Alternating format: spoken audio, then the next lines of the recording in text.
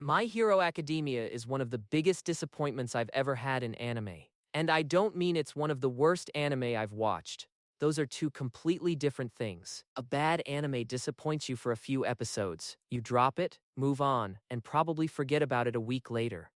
But when an anime starts off so strong, when it genuinely makes you believe you're watching one of the next great shonen, and then slowly loses you over the years, that kind of disappointment stays with you. That's exactly what happened with My Hero Academia. I still remember thinking, this could easily become one of the greatest modern shonen. Then, somewhere along the way, I just stopped caring. It wasn't because the animation suddenly became bad. It wasn't because the fights stopped looking amazing, either. The story itself slowly lost me, and by the time I reached the ending, I wasn't excited anymore. I just wanted it to be over. Now, before anyone gets mad, this is just my opinion. If you love the anime, that's completely fine. I'm simply sharing why someone who genuinely loved this series ended up feeling so disappointed. Before we continue, grab a coffee or something because this one's going to be a long one. I really want to explain why I feel this way. And yes, there will be spoilers for the entire series, so I'd recommend watching it only after you've finished My Hero Academia. Looking back, what I loved most about My Hero Academia was that it always felt like it was building towards something bigger. It wasn't just about superheroes fighting villains, it was about watching the next generation slowly grow into the heroes who would one day replace legends like All Might. And speaking of All Might, he wasn't just the strongest hero, he was the heart of the series. Watching him slowly pass that responsibility to Deku gave the story an emotional weight that very few modern shonen have. Even today, All Might versus All for One is still one of my favorite moments in anime. Then there was the sports festival. Hero Killer Stain, Lemillion protecting Eri, Endeavor stepping up as the new #1 hero. Every season gave me another reason to believe this series was building towards something truly special. Looking back now, I think that's exactly why my disappointment became so much bigger. I wasn't watching a bad anime slowly get worse. I was watching an anime that I genuinely believed could become a masterpiece, slowly lose what made me fall in love with it in the first place. So, what exactly changed? For me, it comes down to three things: the characters, the villains, and the way the story rushed toward its ending. I think it all starts with the characters. Before I say anything else, I don't think My Hero Academia has bad characters. In fact, I think its cast is one of its greatest strengths. Todoroki, Tokoyami, Momo, Shoji, Jiro, Siro. Every one of them had the potential to become a fan favorite, and that's exactly what made the early seasons so exciting. It felt like every new character was being built up for a bigger role later in the story, but that's also where my biggest disappointment began. The series spent so much time introducing Class 1A rival schools, pro-heroes, internships, and different corners of hero society that I naturally expected all of those pieces to matter in the long run. It felt like we were watching the next generation of heroes slowly grow together, not just Deku, but everyone around him. But as the story moved closer to its ending, that feeling slowly disappeared. Characters I thought would eventually play major roles slowly faded into the background. Other schools barely mattered anymore, and even several members of Class 1A were left with only a handful of meaningful moments. The closer we got to the finale, the more the story revolved around Deku, Shigaraki, and All for One. That problem only became even more obvious once the story started focusing almost entirely on Deku, Shigaraki, and All for One. I'm not saying every single character deserved their own arc. That's unrealistic. But when you spend years making your audience care about such a large cast, you naturally expect more of them to have meaningful roles by the end. Instead, most of the story eventually revolved around just a handful of characters, while everyone else felt like they were waiting on the sidelines. And I think a big reason for that was the power scaling. Early My Hero Academia was interesting because almost anyone could make a difference. Strategy mattered, teamwork mattered. Every quirk had the chance to shine, even if it wasn't incredibly powerful. That's what made battles so exciting. You never knew who was going to step up. But as Deku, Shigaraki, and All for One became stronger and stronger, that balance slowly disappeared. Their power reached a point where it became difficult to imagine how most other characters could realistically contribute. Instead of feeling like a story about the next generation of heroes, it slowly became a story about a few overpowered individuals carrying almost everything. And that's what disappointed me the most. Because My Hero Academia had such an incredible world. Hero agencies, Hero rankings, different schools, support courses, underground heroes. There were so many directions the story could have explored. Every season felt like it was expanding that world, until one day, it simply stopped. Instead of asking, what else exists in this world? The story started asking, how do we get to the ending? And once I noticed that, I couldn't unsee it, because the exact same thing started happening with the villains too. And that brings me to the villains. Honestly, I really liked what My Hero Academia was trying to do with them. In a world where almost everyone has a quirk, it makes sense that not everyone would fit into hero society. Some people are ignored, some are abandoned. Some simply develop beliefs that completely clash with the world around them. That's an incredibly interesting foundation for a story. Early on, I think the series handled that idea really well. Stain is still one of my favorite villains in the entire anime. Not because of his strength, but because of his ideology. He challenged both the heroes and the audience to think about what being a true hero actually meant. Then came Overhaul, whose obsession with restoring the Yakuza and his belief that quirks were the source of society's problems gave him a clear identity. Even Gentle Criminal worked because his goal wasn't to destroy the world, he simply wanted to matter. Every major villain felt different, and every one of them brought something unique to the story. But as the story narrowed its focus to Shigaraki and All for One, that's when the villains became far less interesting to me. For me, it stopped feeling like the villains were naturally growing stronger.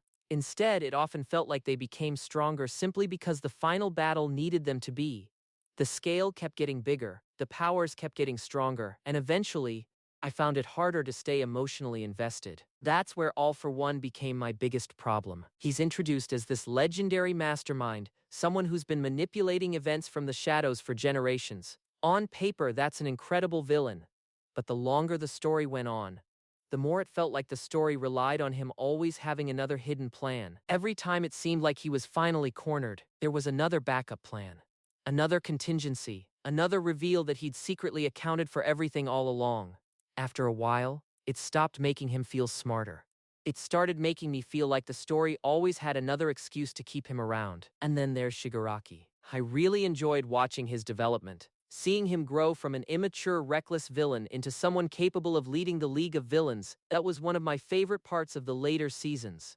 It finally felt like this was becoming Shigaraki's story, instead of just another chapter in All for One's plan. But then, the story started taking that away from him. As Shigaraki grew into a compelling villain, All for One's influence kept pulling the spotlight back to himself.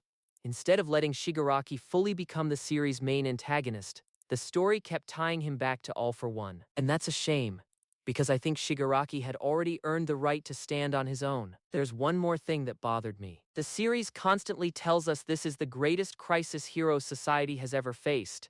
And to be fair, there are consequences. Hero society begins to collapse. Public trust in heroes is shattered. Many heroes retire.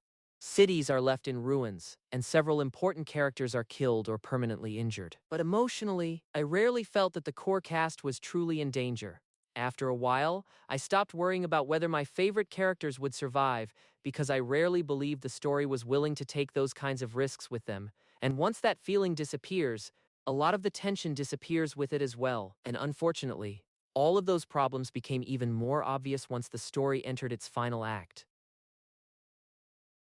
Finally, the last part of the story. This is where My Hero Academia completely lost me. Throughout the series, we watch these students slowly grow into heroes. They train, they fail, they learn from their mistakes, and with every arc, it feels like they're one step closer to becoming professionals. That's what made the journey so satisfying. It felt like we were watching the beginning of a long career. But then, the story suddenly felt like it skipped several steps. Instead of watching these students gradually enter the professional world, it suddenly became about saving the entire world. And that's when something finally clicked for me. These are still first-year students. They haven't even completed a full year at UA, yet they're already fighting the greatest threat hero society has ever faced. The story had spent so much time convincing me that becoming a hero was a long journey, only to rush those same characters into the biggest conflict imaginable. It wasn't that I didn't want a final battle. Of course I did. I just didn't think we had reached that point yet. There was still so much of this world left to explore, and so many characters who still had room to grow. Once the final act began, everything suddenly became about reaching the ending. The school life that made the early seasons so enjoyable slowly faded away. Hero agencies became less important. Other schools barely existed anymore. Almost every storyline eventually became secondary to defeating Shigaraki and All for One. That's why I keep saying the world became smaller. Not because there were fewer characters, but because fewer parts of that world actually mattered anymore. Then we have Star and Stripe. I think she was one of the biggest missed opportunities in the entire series. She's introduced as America's #1 hero, with one of the coolest and most creative quirks in the series. But before you really get the chance to know her, she's gone. I just wish we had gotten more time with her. Instead, it felt like her biggest purpose was simply to weaken Shigaraki before the final battle. For a character with that much potential, I couldn't help but feel like she was wasted. There's another thing I think hurt the ending: the pacing. Once the story enters its final act, everything starts moving much faster. Major battles happen one after another, new developments keep coming, and there are very few quiet moments for either the characters or the audience to process what's happening. Earlier seasons balanced action with slower character moments. That's one of the reasons arcs like the Sports Festival, Stain, and Overhaul are still so memorable.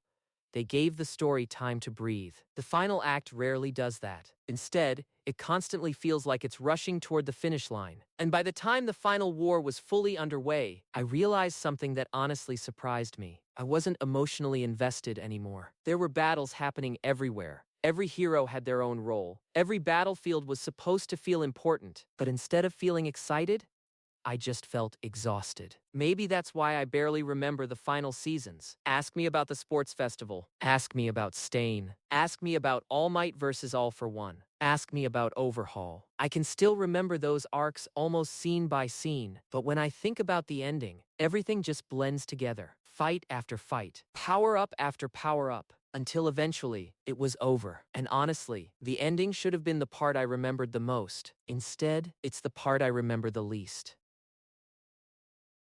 So, do I think My Hero Academia is a bad anime? Not at all. That's exactly why it's one of my biggest disappointments. Not because it was terrible, but because I truly believed it could become one of the greatest modern shonen ever made. The early seasons showed just how incredible this series could be.